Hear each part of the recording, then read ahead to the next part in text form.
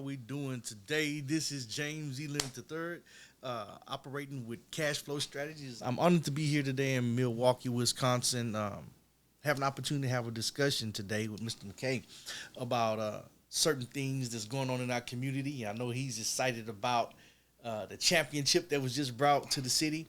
And I came to, yeah, right? Man, everybody was having the ball. And I came right along at the same time to help usher in championship mindsets for the people of this area. And I was wondering how I can make money with all them people down there. And I could, my wife was so busy we couldn't get down there and make that money. I said it was hundreds of thousands of people down there.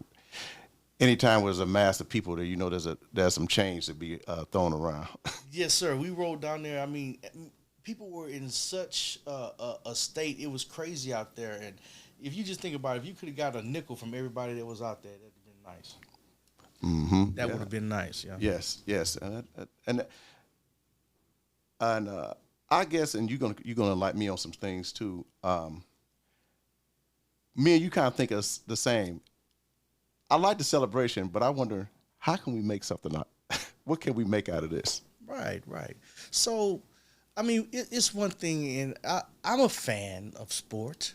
But when I look at it and I think about it, yes, a team has won, and those guys won, and they get their championship rings, and we're happy because they represent us, and we're proud.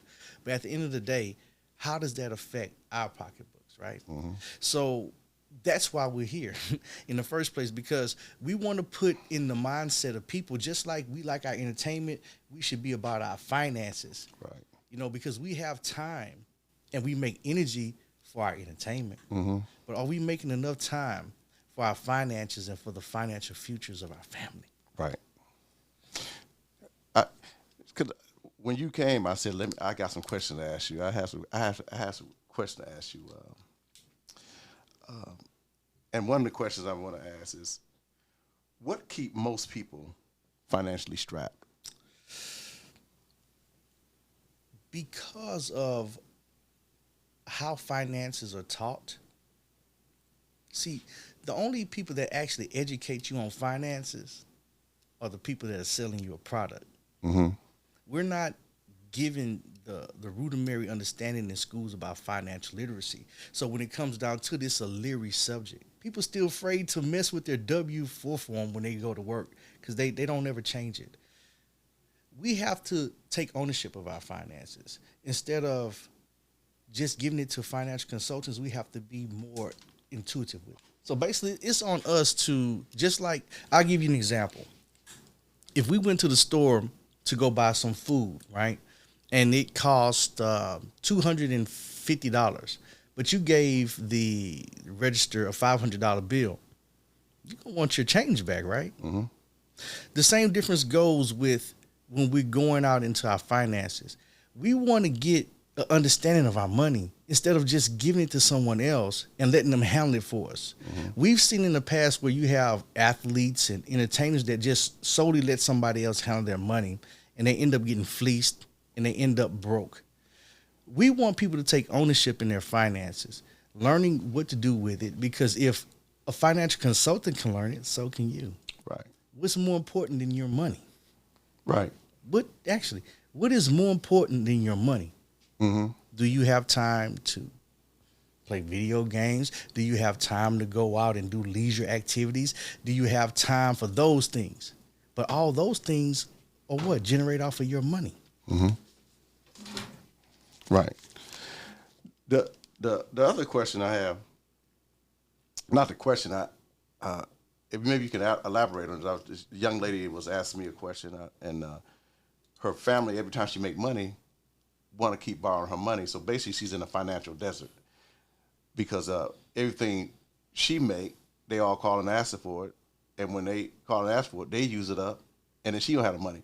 She's a young lady that can pretty much save because she really had no vices. Because I always say this too: if you don't really have no vices, or support somebody with a vice, that you could always have a little money in your pocket.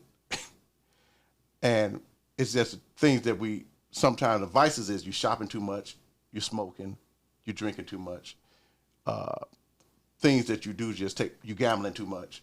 those are vices that I say to keep you broke. But if you have, I always say it ain't how much you make, it's how well you manage.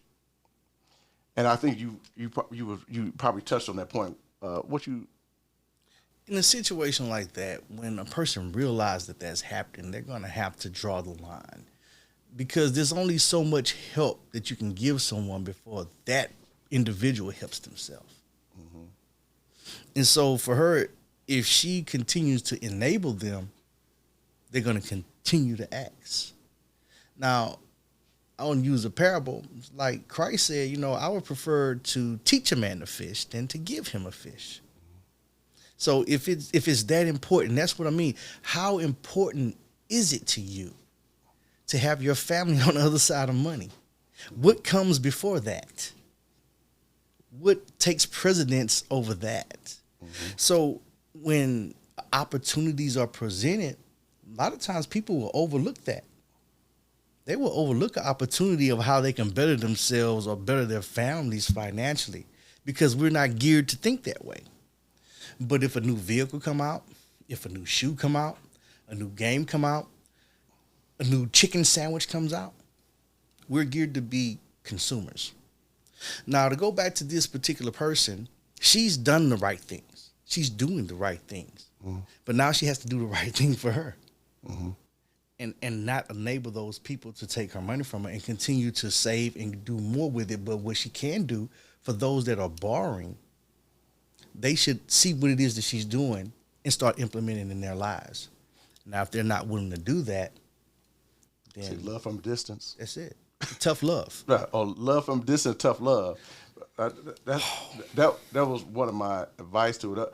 The other question, not the other question, but to add on to that, it was this, I'm not going to mention his name, but it was a football player. They said he was taking care of something like 13 families, but he got arrested for dog fighting. Now, I don't want to mention the name. When he at the time when he got arrested, it seemed like probably was the worst thing that could have happened to him.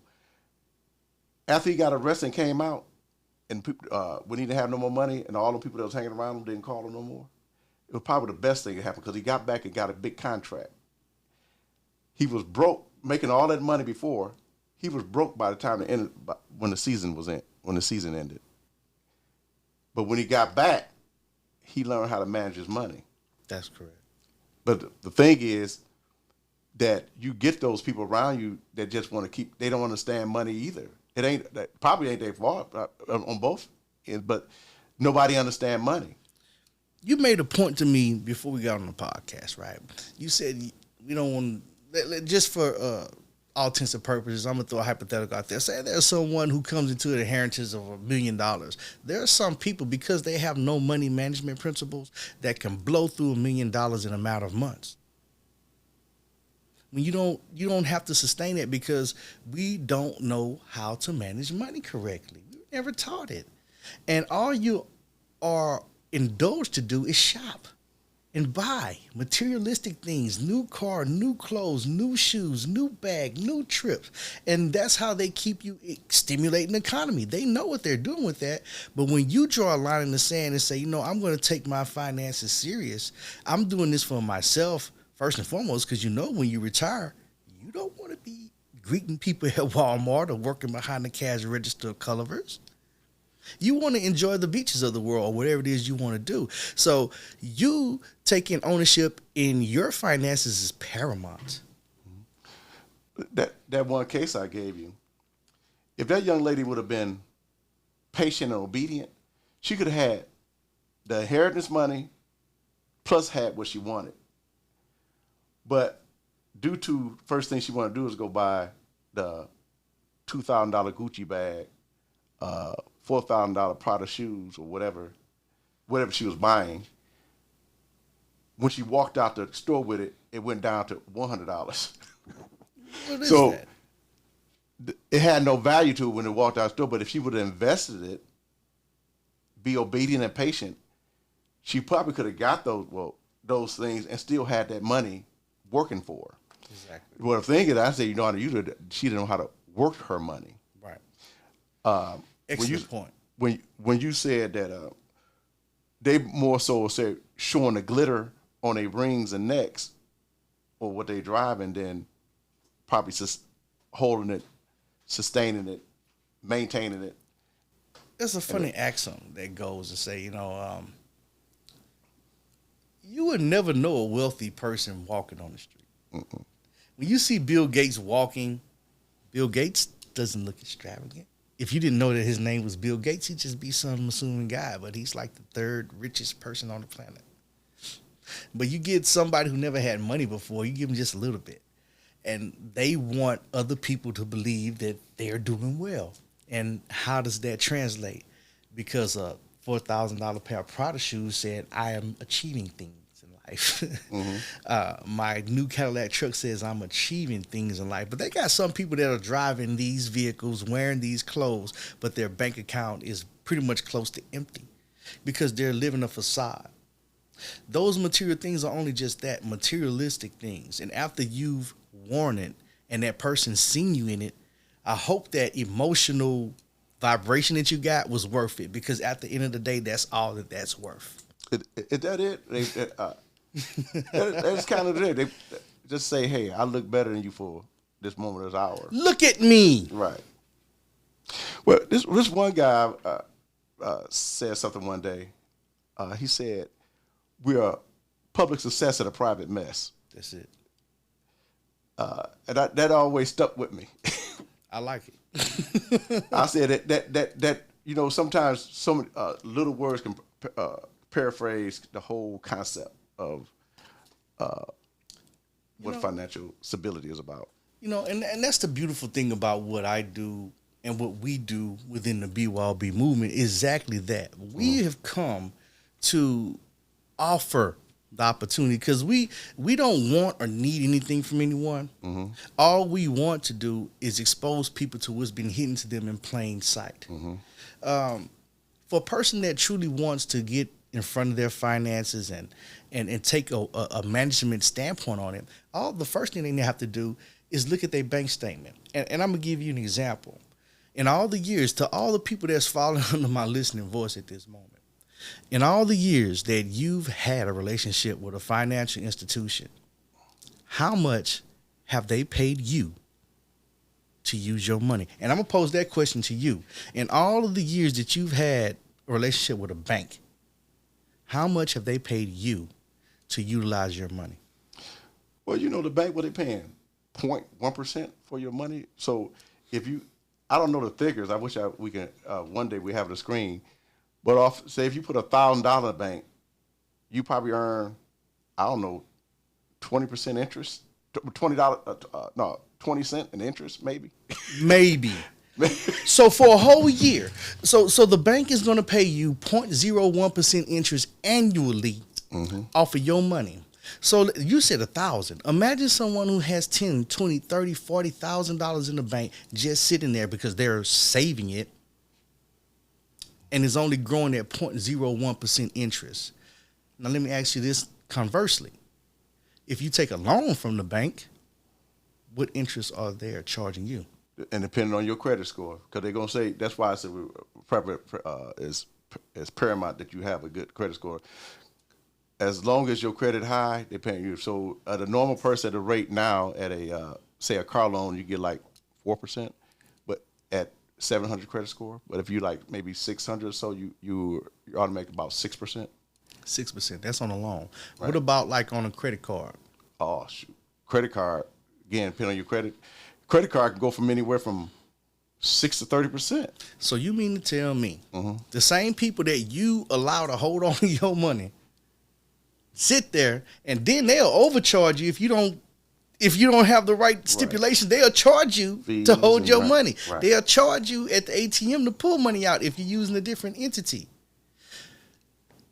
If we can do that, why would we allow these people to continue taking our money and we not receiving the full benefit of it? Because if I have $1,000 in the bank and it sits there for a year and all I'm going to get is about $10 from that for the whole year, does that make sense to you? No. Would you, if there was some information that you could actually utilize it and do the same thing with your money that they're doing with it, but you keep 100% of the benefit, would you take advantage of that information? Definitely take it. Well, so that's what we do. We give people the power to understand to do the same thing that the bank is doing with your money, except you get to keep control and power of your money. Mm-hmm. Like, and even I guess your concept, even to develop a reserve fund, because I always tell people, you would most likely invest if you have a reserve fund. If you have a fund that I always tell people, I start off with, some people don't have anything, they broke by the end of the month. I say, start off with $250 where nothing for emergency fund, $500 emergency fund, build it up to $700, $1,000 till you get to $1,500. At least $2,000 of a reserve fund, just of a emergency fund. I hate to use the word emergency. Not, and that emergency don't mean that you're using it for a vacation or you're using it for a party. You're using it for if something go wrong. Life happens. And that's why sometimes people fail to want to invest because they never have a reserve fund or emergency fund, that if they do invest, they feel that they're going to be broken in what they are. Exactly. Because they already don't, and anybody can develop a emergency fund. I'm gonna talk about this. Years ago, when I was a police officer, 20 years ago, I would go in some neighborhoods and nobody had a phone, house phone. Not nobody. Many people didn't have phones in their houses. And I said, why? I would go in houses that they would use a neighbor phone. And it'd be 5 people on the phone in a house, they wouldn't have a phone. I'm this is some kind of theory I came with, or something that I saw. Years later, now 5 people can pay for one house phone, but now everybody can pay for a cell phone. It showed me that people can take money and do what they find money to do what they want. Right. They find money to do what they want, and I'm just gonna punch the bear in the nose. Mm-hmm. You got some people that go spend $300, $400, $500 on hair. Mm-hmm. You got some people that go spend $400, $500 to $1,000 on some Jordan sneakers, on rims, paint jobs. They have no problem doing that. They'll go to the game. They'll do all those things. But then when it comes time to invest in themselves, and I'm glad that you actually used the term invest, they won't do that.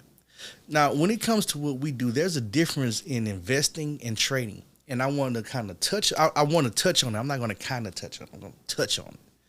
The difference between investing and trading is this. If a person wanted to buy a share of, let's just say Amazon stock, and I don't know the exact quote today, but let's just say it's $2,500 today. Mm-hmm. You need $2,500 to buy one share of that stock. Now, to truly make money, you would want it to double, right? Mm-hmm. How long is it going to take for Amazon to go to $5,000 a share? So a person has to wait for that to happen. And that's what they sell us on as an idea to invest. Come here, financial advisor is going to, hey, yeah, we're going to put you in this mutual fund. You're going to invest this for the next 5, 10, 20 years. It's going to grow at a slow, steady pace, or we can do it a little more conservative. But guess what? It's not what the banks do. They operate off a daily movement. So a person who buys that stock and waits 10 years, I make more money in a day than they will make in a year by holding that stock on that same stock. I don't even have to own the share of Amazon to trade it. I can go in the market and trade it every day and make more money every day than they're going to make. Now you're teaching me something. Yes. So we are not taught these principles. Mm-hmm. The most powerful statement that I can make when it comes to financial education, the people that are educating you are also selling you a product. Because who is teaching you financial literacy? You're not learning it at home unless you have people in family that know about it. You're not learning it at school because they're not teaching you that. They're teaching you to be a good student. They're teaching you to be a good employee. They're not teaching you to be the boss or the CEO.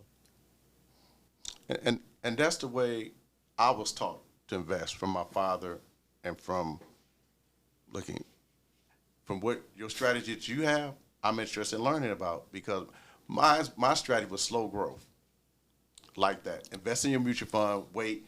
let it go down, or it's gonna eventually go up. Let me ask you a question.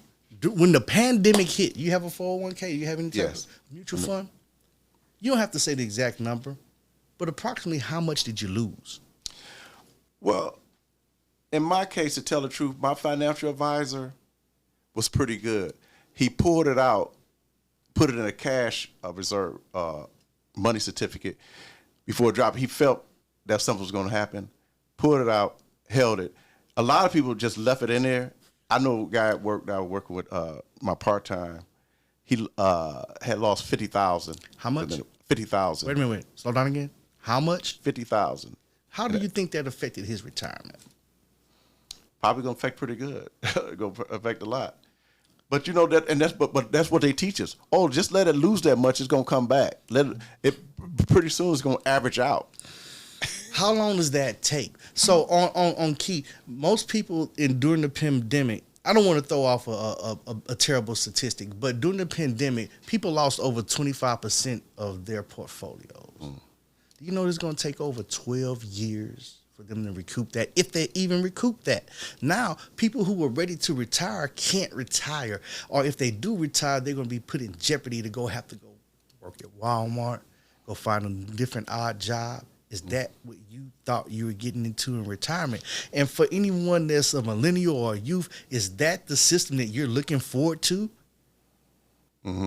So 30, 40 years working for these people, and then you buy into your 401k, and then the people that you're buying into the 401k with, they make a better profit off of your 401k than you do. And the employer makes more money off your 401k than you do. So, and you're only going to live off of what? After you retire, if you're going off of your current salary, it's 40% of that? Well, you know what? You only live up, but many of us don't live how we want to live. I mean, even though my father was a good investor, to me, it worked so long to build that it was hard for him to just spend it. And that's the position I'm in. You work so long to build it, it's just hard to spend it and really do what you want to do. And I'm just telling because we're talking truth here. I really would like to do for more with me and my wife, but you always have to feel, man, I can't go in that nest egg too much. I mean, how can I make this money back that I worked so hard to invest and keep a nest egg? That's amazing. And I'm glad you touched bases on this, because the whole purpose and reason why I am here in Milwaukee right now is because we unleashed a movement. We're part of the Be Your Own Bank movement. And a lot of people may know this name, Tanya Hill Anderson. She came back down here to bring something to her hometown to help bring life back into people and actually enrich them with this information that you and I are talking about, so we can take them off of those financial constraints. We're actually implementing and showing people a strategy where you can take 6 figures in 6 months. Who is really ready to earn another 6 figures, or at least $24,000 in 6 months? I think a lot of people Who's ready? Who's open to understanding how to do that? Because we just illustrated that you can put $1,000 in the bank, sit it there for a whole year. You won't even make $20. However, we can show you how you can take a small amount of money and in 6 months go to 6 figures. So that's why we're here. That's why we do what we do, because it's time to bring this back to the people. Especially, I'm gonna be honest, I'm with everybody, but especially in my community, we have to get out of the mindset that all we can do is entertain or do sports or be an actor. Buy glitter. This and that. And, and a lot of people are exhausted of the minimum wage jobs, and they're not excited about doing those things anymore. So we have to breathe life back into our community, because as we see, our community is underserved.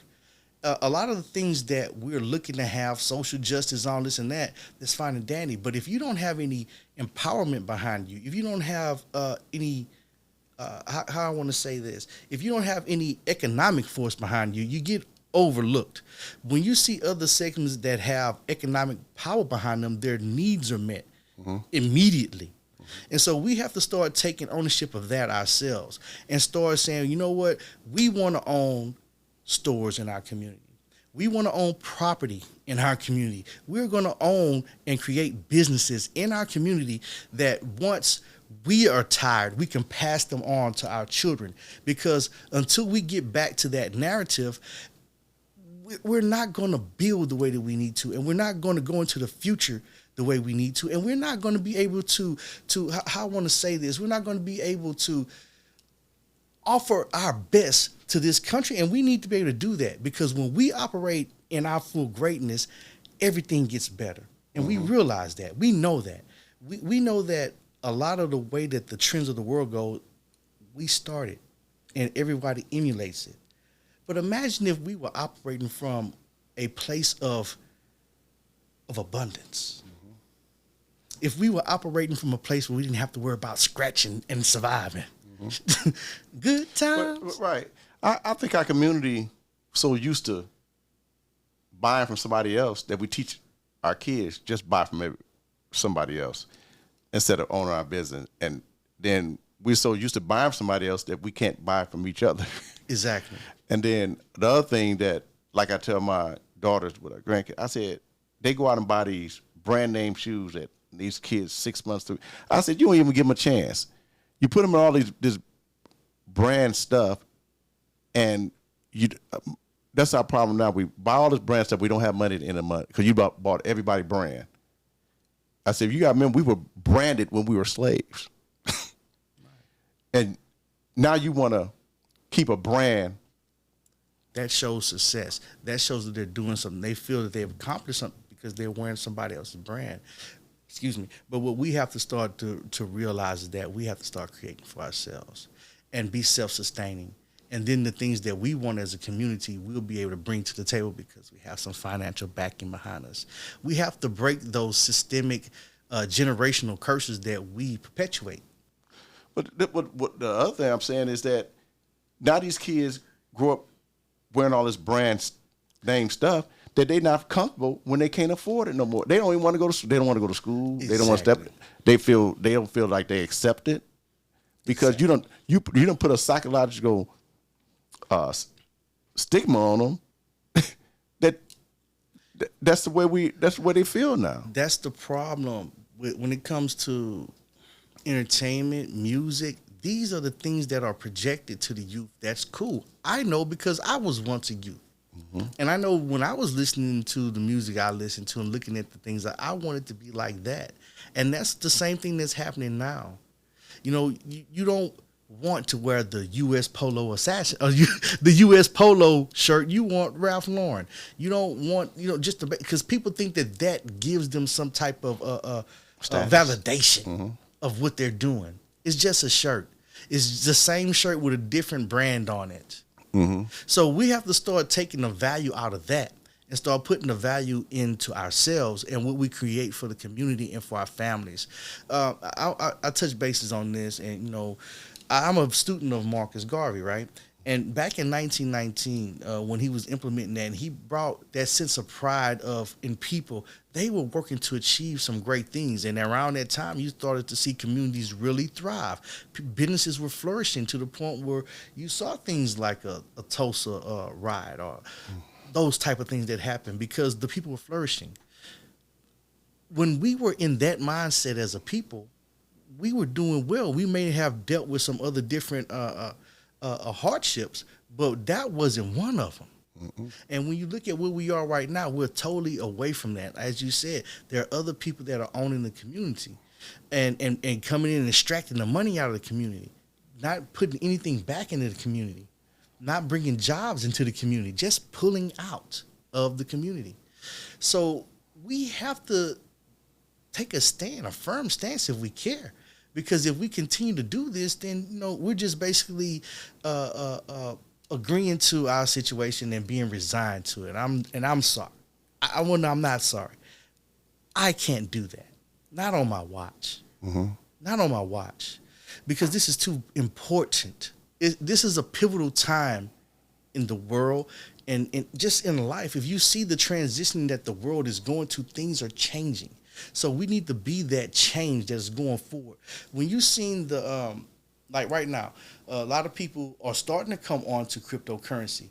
And the reason why I bring cryptocurrency up is because this is the biggest transfer of wealth that we've seen in our generation.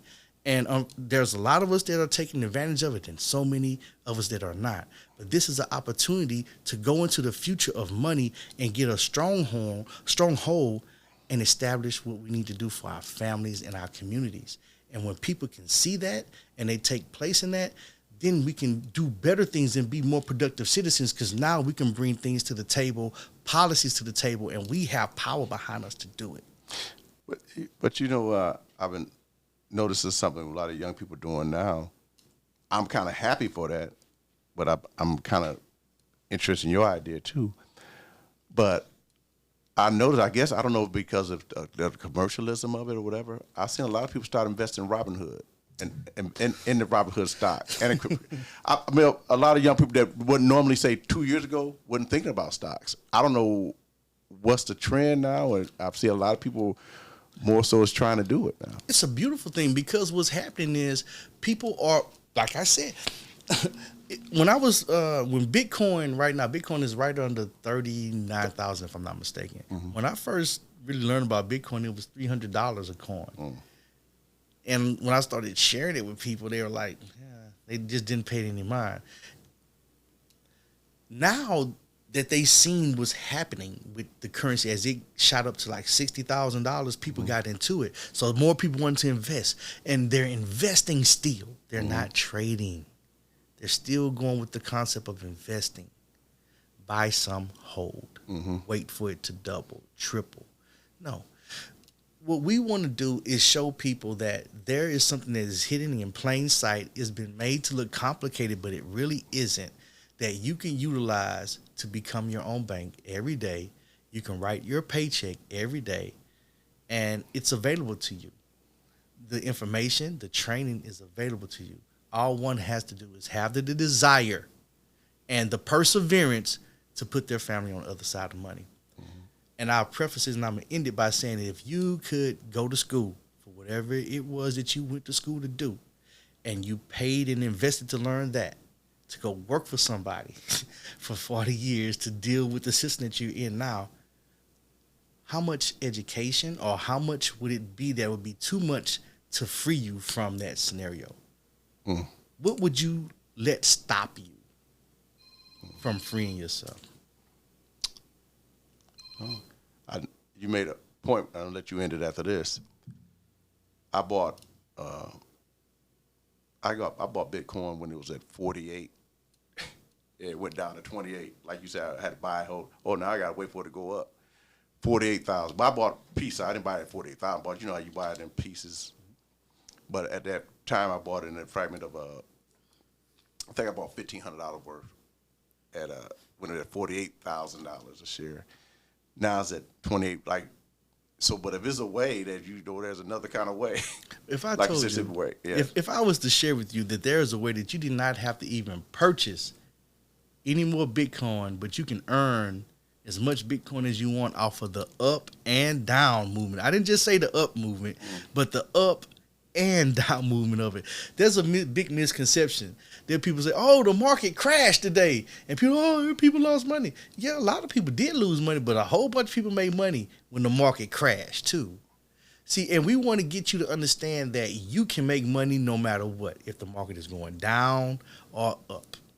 So what they do, do they buy in your video training? Because that's coming up? Or? Well, what we do, man, we have a platform where we have over 40 calls a month. We have live training every Tuesday and Thursday to give you the basic tools of how to do what we do. And in the mornings, we get on and we train and trade live in the market so people can see us go in and make the market or make the money every day. But what we have is an educational platform that you have access to 24 hours a day. You can utilize it on your cell phone and learn how to do what we're doing. Then come to our class and let us coach you. And from that standpoint, we have people who are as young as 4 years old and as young as 85 years old that are using this strategy and cashing out every day. We have a lot of success stories. You can go to beyourownbankmovement.com and go look at the testimonies for yourself. And with that said, if you are ready to put your family on the other side of money, then get ready for the quiet storm and connect with us with the BYOB movement. Right now, you're in our production studios. I'm with Leonard today. And stay tuned for our next show because we're going to Zoom call him next week. You're going to learn more about his investor skill, how to invest in his strategies, how to, I think he's coming up with a virtual website where you can pay for the classes and things of that nature. To be quite honest, it's already set up and designed. As a matter of fact, we'll transfer some information because what's going to happen is hopefully you will be able to help everyone under our listening ear with this at the end of the day, because I don't see how anyone, after what you share with me, investing the way that you've invested, once learning and seeing this, how you can actually put this in your own hands, why you wouldn't. Because I know you trust yourself, right? Don't you? You trust you. But can I Zoom you next week? Of course you can. We're going to Zoom you next week. We started so people can just tune in every week and follow some kind of strategy or what we could do and enlighten them on some things and see what we can do. And that's what we're here for. In the year Jubilee here in Milwaukee, because guess what? It's been 50 years since you guys had a championship. Mm-hmm. And the air has changed. This is a championship vibration that you're on. And we're coming to bring you championship mentality and giving you the championship crown. All you have to do is access it and plug in and believe in yourself. Yes, I am James Leonard III, and I am a global expansion leader with the Be Your Own Bank movement worldwide. And we look to do nothing more just to help you get what it is that you say you want for yourself and nothing more.